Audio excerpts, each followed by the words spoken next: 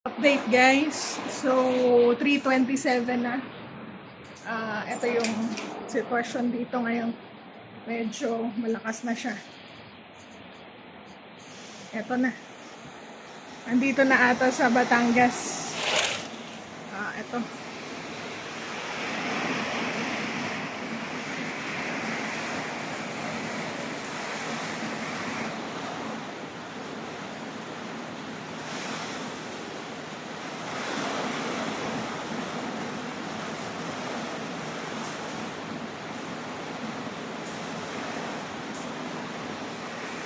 Sobrang lakas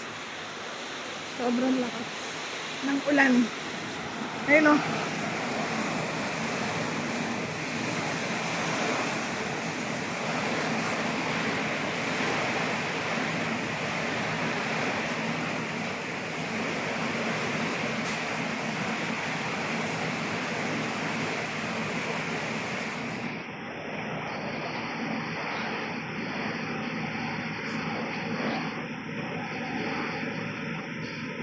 Kanina kasi, akala ko, hindi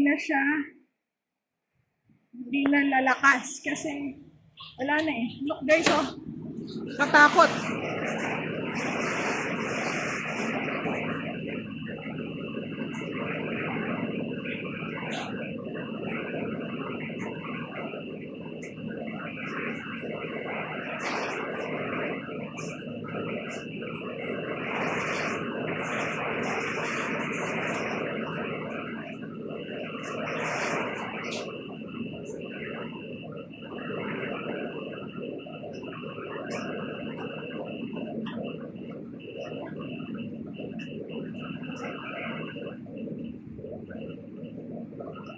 Sobrang lakas ng hangin.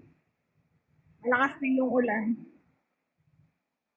So, sana hindi na siya lumakas pa. Nakatakot. Update guys. 3:30 na. 3:30. So, ganyan yung nangyayari ngayon dito.